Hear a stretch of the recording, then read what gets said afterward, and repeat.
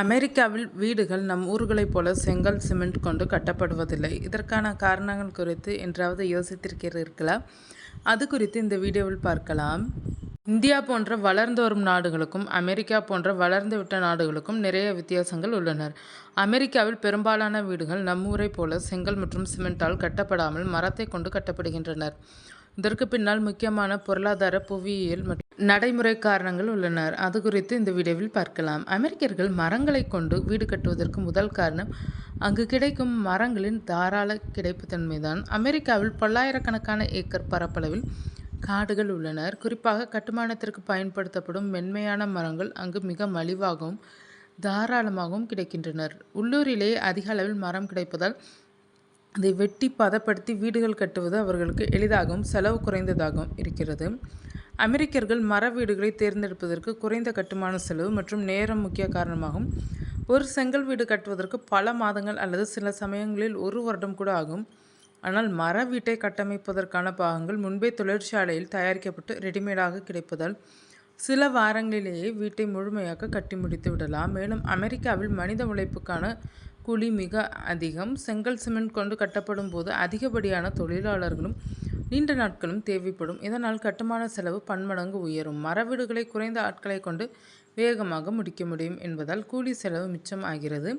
அமெரிக்காவில் காலநிலை மாற்றங்களும் மர வீடுகளை தேர்ந்தெடுப்பதற்கு முக்கிய காரணமாக அமைகிறது. அமெரிக்காவில் குளிர்காலம் மிக மோசமானதாக இருக்கும். செங்கல் மற்றும் கான்கிரீட் சுவர்கள் வீட்டிற்கு வெளியே உள்ள குளிரை அப்படியே வீட்டுக்குள் கடத்தும் தன்மையுடையது. ஆனால் மர சுவர்களுக்கு இடையே காலியான இடங்களில் இருக்கும் அந்த இடைவெளியில் இன்சுலேஷன் எனப்படும் வெப்பத்தை கடத்தாக பொருட்கள் நிரப்பப்படும். இது குளிர்காலத்தில் வீட்டை வெதுவெதுப்பாகவும் கோடை காலத்தில் குளிர்ச்சியாகவும் வைத்திருக்க உதவுகிறது. இதனால் மின்சார கட்டணமும் குறைகிறது.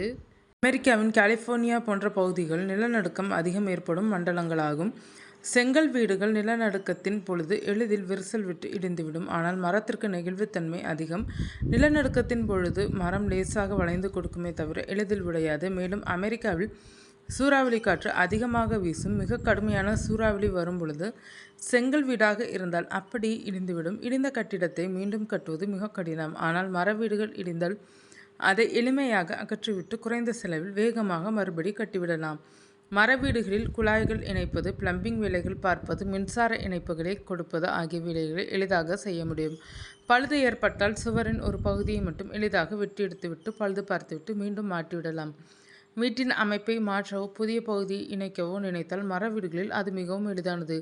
செங்கல் சுவரை இடிப்பதைப் போல பெரும் சிரமங்கள் இதில் இருக்காது. அமெரிக்காவின் பெரும்பாலான மாகாணங்களில் உள்ளூர் கட்டுமான விதிகள் மர வீடுகளுக்கு சாதகமாகவே வடிவமைக்கப்பட்டுள்ளன. இங்கு வீடு வாங்குபவர்கள் கண்டிப்பாக காப்பீடு செய்ய வேண்டும். மர வீடுகளை கட்டுவதற்கும் பழுது பார்ப்பதற்கும் ஆகும் செலவு குறைவு என்பதால் காப்பீட்டு தொகையும் நடுத்தர மக்களுக்கு ஏதுவாக இருக்கிறது. அமெரிக்காவில் அடுக்குமாடி குடியிருப்புகள் மற்றும் வணிக வளாகங்கள் போன்ற மிகப்பெரிய கட்டிடங்களை இரும்பு மற்றும் கான்கிரீட் கொண்டுதான் கட்டுகிறார்கள். ஆனால் தனிநபர் வீடுகளுக்கு எப்போதும் மரமே அவர்களின் முதல் தேர்வாக உள்ளது.